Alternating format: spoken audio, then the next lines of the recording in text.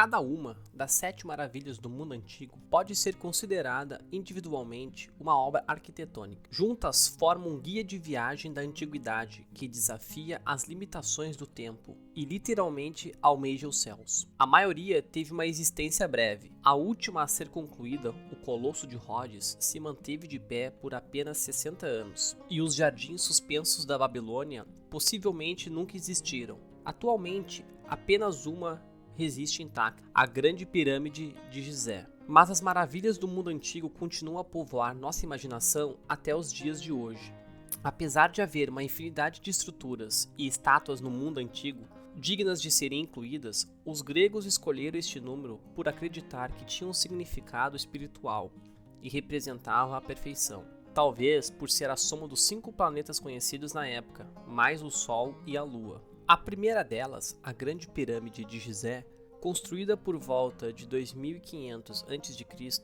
como tumba do faraó Quéops, da 4ª dinastia, é a maior das 3 pirâmides. A altura original, de 146 metros, fez dela a estrutura mais alta do mundo antigo, construída pelo homem até o século XIV, quando a Catedral de Lincoln foi erguida na Inglaterra. Com o passar dos anos, a camada externa de calcário sofreu erosão, reduzindo-a em quase 8 metros de altura, mas a pirâmide continua sendo um dos pontos turísticos mais extraordinários do planeta. Estudos dizem que demorou cerca de 14 anos para transportar e colar no lugar os 2,3 milhões de blocos de pedra.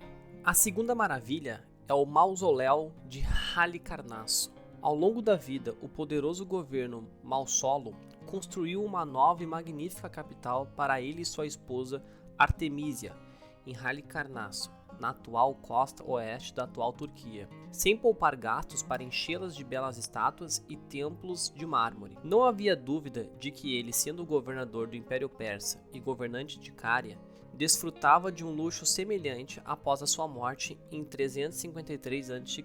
Artemísia teria ficado tão triste com a morte do marido que misturou as cinzas dele com água e bebeu antes de supervisionar a construção de seu túmulo extravagante. Feita de mármore branco, a estrutura monumental ficava em uma colina com vista para a capital, que ele havia construído. Projetada pelos arquitetos gregos Sátiros e Pítios, ela tinha 3 níveis combinando os estilos arquitetônicos lício, grego e egípcio. O nível mais baixo tinha cerca de 20 metros de altura, formando uma base de degraus que conduzia ao segundo nível, rodeado por 36 colunas. O teto tinha a forma de pirâmide, com a escultura de uma carruagem sendo puxada por 4 cavalos no topo, o que elevava a tumba para cerca de 41 metros.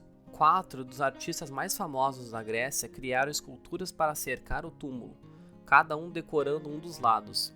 É possível que a tumba tenha sido destruída por terremotos na época medieval, mas uma parte dela ainda resiste. A próxima maravilha é a estátua de Zeus. Olímpia era um santuário da Grécia Antiga, local dos primeiros Jogos Olímpicos e lar de uma das maravilhas do mundo antigo. Para homenagear o principal e maior deus grego, o escultor Fídias ergueu sua obra-prima no templo de Zeus em Olímpia, por volta de 435 a.C. A estátua era Zeus sentado em um trono feito de madeira de cedro e decorado com ouro, marfim, ébano e pedras preciosas. O deus do trovão segurava a estátua de Nike, a deusa da vitória, em sua mão direita, e o cetro com uma águia na ponta na outra mão. A estátua era tão grande, quase 12 metros de altura, que mal cabia dentro de um templo.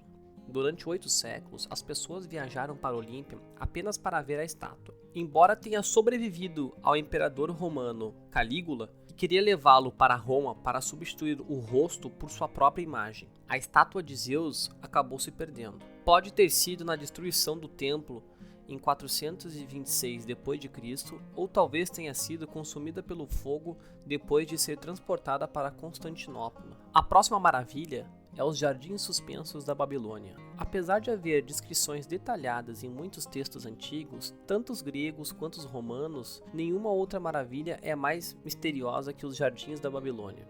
O problema é que todos os relatos são de terceiros e ainda não há evidências conclusivas de que tenha existido. Caso seja real, apresentava um nível de engenharia muito à frente de seu tempo, uma vez que manter um jardim exuberante e vivo no deserto tenha sido uma grande façanha. Uma teoria é que o rei babilônico Nabucodonosor II mandou criar os jardins suspensos em 600 a.C. para confortar a nostalgia de sua esposa, que sentia falta da vegetação de sua terra natal. É possível que tenha havido uma série ascendente de jardins em telhados, com alguns terraços, chegando a atingir supostamente uma altura de 23 metros. Isso dava a impressão de ser uma montanha de flores, plantas e ervas que cresciam no coração da Babilônia. A vegetação exótica seria irrigada por meio de um sofisticado sistema de bombas e tubulações que trazia a água do rio Eufrates. A próxima maravilha é o farol de Alexandria. Navegar até o ponto de Alexandria era complicado, devido às águas rasas e às rochas. Eles tiveram que encontrar uma solução para o próspero porto mediterrâneo, na costa do Egito, fundado por Alexandre o Grande em 331 a.C. E a solução chegou na forma de uma imponente torre de sinalização luminosa construída na ilha vizinha de Faros, no reinado de Ptolomeu II. O arquiteto grego Sóstrato foi contratado para construir o farol e levou mais de uma década para terminar. Acredita-se que o farol tinha pouco menos de 140 metros de altura, o que o torna a segunda maior estrutura feita pelo homem na antiguidade, depois da Grande Pirâmide. A torre era composta por uma base quadrada, uma seção intermediária octogonal e uma parte superior cilíndrica, todas conectadas por uma rampa em espiral para que uma fogueira pudesse ser acesa no topo, supostamente visível a 48 km de distância. A torre, em linha reta e vertical, parece partir o céu durante a noite. Um marinheiro sobre as ondas verá uma grande fogueira queimando no seu topo, disse o poeta grego Posídipo. Seu design se tornou um modelo para todos os faróis que foram construídos desde então.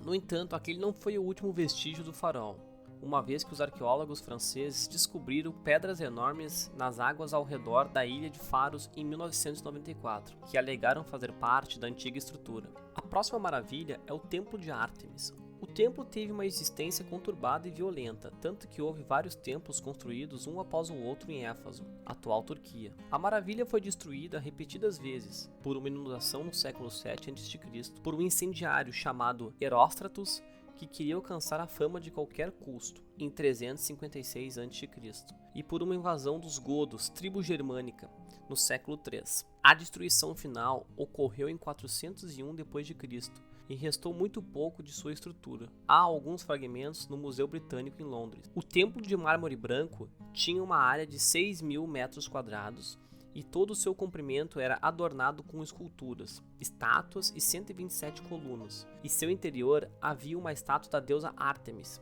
um santuário para muitos visitantes de Éfaso, que deixavam oferendas aos seus pés. A última grande maravilha do mundo, o Colosso de Rhodes, ele foi erguido em 262 a.C.